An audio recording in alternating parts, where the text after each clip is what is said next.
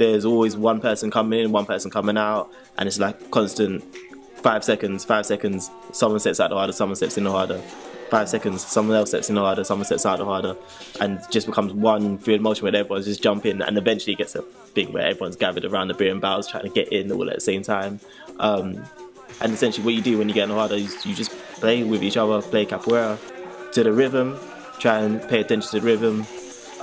So Angola will be very low down to the floor, slow movements, tricky movements, lots of misleading movements, few cheeky takedowns or marking on the foot and face. Regional, very fast, spin kicks, jumps, saltos, acrobatics.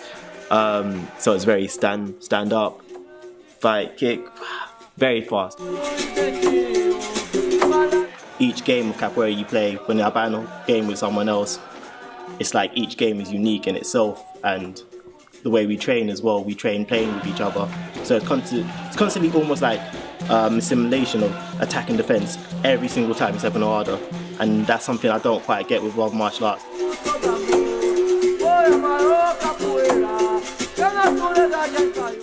With capoeira, you can be training a kick, but then you could be training to do a cartwheel, and then you could be training to do backflips. And Ginga itself, the swaying motion, is good as a cardiovascular itself, and you could just train and do that every day.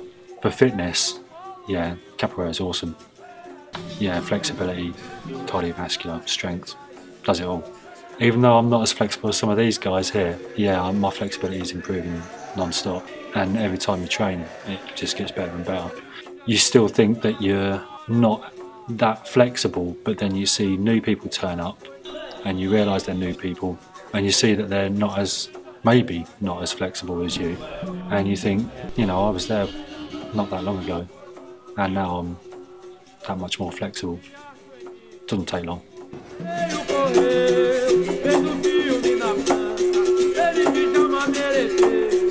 He's not just a trainer to us, he's a friend as well, and there's no greater honour really than to play with Madeira in the Hatha and to be taken down by Madeira himself.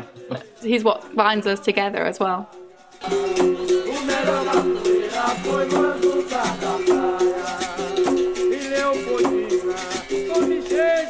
No, you don't need to be in physical condition at all. There's people of all shapes and sizes who train. Literally anyone can start a capoeira. I mean, I've seen groups dedicated to training people with physical disabilities train capoeira. There's masters in Brazil that I met with only one leg and they're still training, and it's kind of like really cool and amazing. You don't need to be fit to start capoeira, it'll make you fit. Either of you, once you get good enough to land a hit, you could hit the other person, but you don't. It's as much a mind game as a physical game. You need a little bit of determination rather than being physically fit already.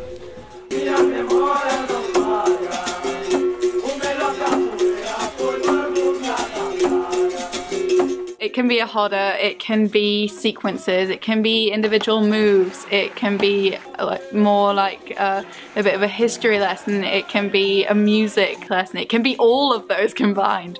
It's always a bit different. Madeira will speak Portuguese to us sometimes, and we hope to understand. You pick up words as you go along, and we have the lyrics for the songs. We get them on sheets of paper every now and then and translate them as well in class, so we actually know what's going on and don't just end up singing nonsense. Although we do that as well.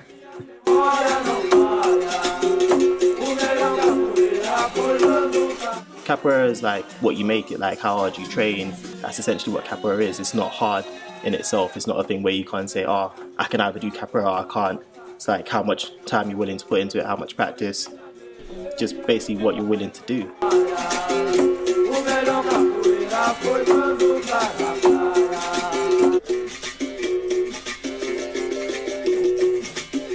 Just like the others, I tried a lot of different things before trying capoeira, and all of them were fun and they were good and they trained me, but capoeira is infectious. Once you do your first Hatha, the first Hatha that you properly get into as well, you come out of it and you feel like a god.